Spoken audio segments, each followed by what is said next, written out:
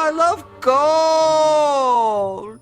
The look of it, the taste of it, the smell of it, the texture. अस्सलाम वालेकुम नाजरीन, मैं हूं आपका होस्ट अब्दुल सबूर। मैं आज आपको बताने जा रहा हूं गोल्ड स्टैंडर्ड के बारे में। एक चीज जिसके बारे में जो 1000 सालों से इंसान को अपने असर में जकड़े हुए है, जो रोम में भी थी, वेनिस में भी, लंदन में भी, जो जंगों की वजह बनी सुल्तनतें उठी और उसी की वजह से सुल्तनतें गिरी। वो चीज थी सोना, गोल्ड। लेकिन ये सिर्फ सोने की कहानी नहीं है, ये कहानी है उस जंजीर की जो सोने से बनी, उस जंजीर की जिसमें पूरी दुनिया की इकोनॉमीज जकड़ी हुई थी, जिसकी वजह से मुल्क तरक्की करते थे और मुल्क डूब जाते। पहले इंसान के पास कोई करेंसी नहीं थी, बकरी के बदले अनाज, कपड़े के बदले मछली, लेकिन ये तबादला बहुत मुश्किल था। तो इंसान ने ऐसी चीज ढूंढी जो सब कबूल करे। सोना परफेक्ट था क्योंकि वो खराब नहीं होता, ना उसको जंग लगता है, ना गलता है, और वो रेयर यानी आसानी से नहीं मिलता क्योंकि वो डिवाइजेबल है, टुकड़ों में काटा जा सकता है और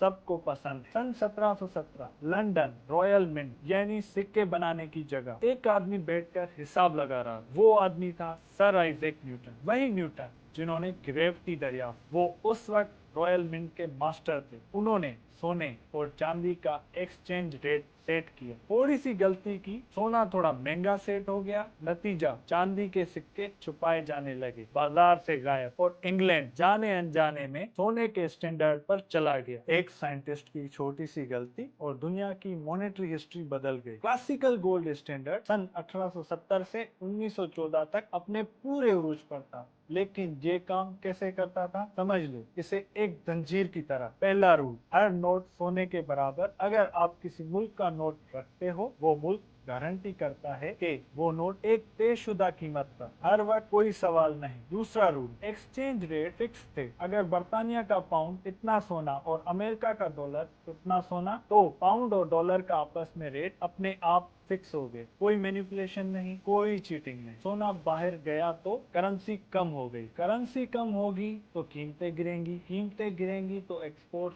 ज्यादा होंगे, एक्सपोर्ट ज्यादा होंगी तो सोना वापस आएगा। एक ऑटोमेटिक बैलेंसिंग मशीन, कोई गवर्नमेंट की जरूरत नहीं। सन 1870 से सन 1914 तक ये था सोने का सुनहरा दौर। बर्तानिया, फ्रांस, जर्मनी सब एक ही सिस्टम पर थे। एक्सचेंज रेट स्टेबल थे, प्राइसेस भी स्टेबल। इंटरनेशनल ट्रेड बूम कर रही थी, इन्वेस्टर्स सिक्योर थे। उन्हें पता था पाउंड आज भी कल भी सेम रहेगा। इकोनॉमिस्ट इस दौर को ला बेले एपिक कहते हैं, खूबसूरत जमाना। और फिर सन 1914 वर्ल्ड वॉर 1 और सोने की पहली जंजीर टूट गई। जंग में पैसा चाहिए था, बहुत ज्यादा पैसा। जंग में सोने का स्टॉक छुपाया नहीं जा सकता, तो तमाम मुल्कों ने एक काम किया, उन्होंने गोल्ड स्टैंडर्ड सस्पेंड कर दी, करेंसी प्रिंटिंग शुरू कर दी। सोने की बैकिंग के बिना जितना चाहिए उतनी करेंसी छापो। नतीजा, इन्फ्लेशन, बहुत भारी इन्फ्लेशन। जर्मनी में सन 1923 में हाइपर इन्फ्लेशन, एक रोटी के लिए बिलियंस ऑफ मार्क्स। लोग व्हील बेरोज में नोट ले जाते थे खाना खरीदने के लिए। 1920s में मुल्कों ने दोबारा गोल्ड स्टैंडर्ड पर आने की कोशिश की। बर्तानिया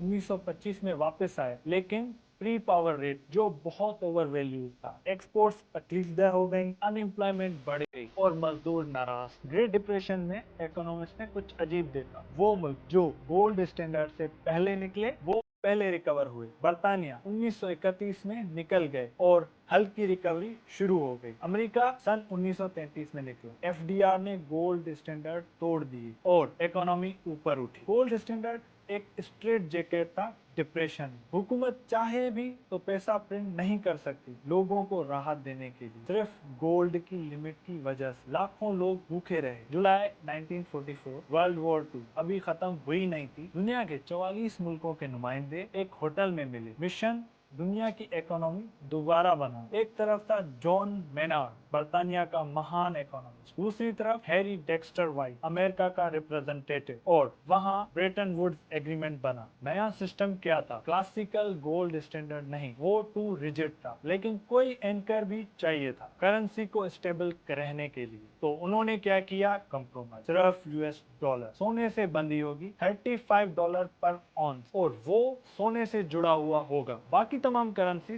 डॉलर से जुड़ी हुई होंगी। यानी सोना डॉलर बाकी दुनिया, और इसके साथ पैदा हुए IMF और वर्ल्ड बैंक दुनिया की इकोनॉमी को संभालने के लिए एक न्यू फाइनेंशियल वर्ल्ड ऑर्डर। पहले कुछ सालों में सिस्टम ने बहुत अच्छा काम किया। 1950s और 1960s में वर्ल्ड इकोनॉमीज बूम कर रही थी। Stable exchange rates, growing trade और रिलेटिवली कम महंगाई। लेकिन एक बड़ा मसला छुपा हुआ था। इकोनॉमिस्ट रॉबर्ट ट्रेफिन ने सन 1960 में वार्निंग दी, अमेरिका को डॉलर्स देने के लिए डेफिसिट चलाना पड़ता था। डेफिसिट चला तो अमेरिका का गोल्ड स्टॉक खत्म हो गया। गोल्ड स्टॉक खत्म हुआ तो $35 पर ऑन्स गारंटीड क्रेडिबल नहीं रही। दोनों काम एक साथ नहीं हो सकते थे। दुनिया को डॉलर्स दो या दुनिया को गोल्ड से जोड़ो। 1960s में प्रेसिडेंट लिंडन जॉनसन ने वियतनाम वॉर लड़ना शुरू किया और साथ ही घर में ग्रेट सोसाइटी के वेलफेयर प्रोग्राम्स भी। दोनों के लिए पैसा चाहिए था, दोनों के लिए डॉलर्स छापे गए। इन्फ्लेशन अमेरिका में बढ़ने लगी, डॉलर्स की कीमत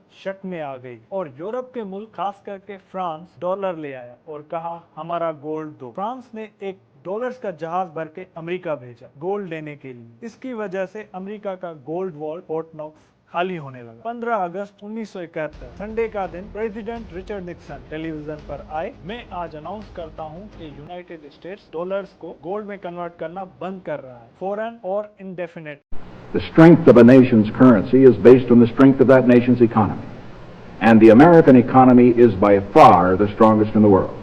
दुनिया ने सांस रोकी, 1000 सालों की एक रिवायत एक ही स्पीच में खत्म। सोने की जंजीर टूट गई। 1971 के बाद दुनिया ने क्या किया? Floating exchange rate. करेंसीज अब सोने से नहीं, मार्केट फोर्सेस से डिसाइड होती है। डॉलर फिर भी दुनिया का रिजर्व करेंसी है, लेकिन अब सिर्फ अमेरिका की ताकत की वजह से सोने की गारंटी नहीं। और आज भी ये डिबेट खत्म नहीं हुआ। कुछ लोग कहते हैं गोल्ड स्टैंडर्ड वापस आना चाहिए, क्योंकि आज की पेपर करेंसी अनस्टेबल है। कोई एंकर नहीं, कोई लिमिट। गवर्नमेंट जितना चाहे छाप सकती हैं और इन्फ्लेशन से लोगों का पैसा खा सकती हैं। दूसरे कहते हैं नहीं, गोल्ड स्टैंडर्ड रिजिड था। डिप्रेशन में लाखों लोग इसकी वजह से भूखे रहे। हुकूमतें कुछ कर ही नहीं सकती थी। आज की फ्लेक्सिबिलिटी चाहे रिस्की हो लेकिन ज्यादा आसान। सच ये है, सोने की जंजीर टूटी लेकिन सोने का जादू नहीं टूटा। आज भी दुनिया के सेंट्रल बैंक सोना रखते हैं, एक अनजाने डर की वजह से कि कहीं कागज का पैसा कभी भी किसी भी वक्त राख बन सकता है। वीडियो अच्छी लगी हो तो सब्सक्राइब करें। शुक्रिया।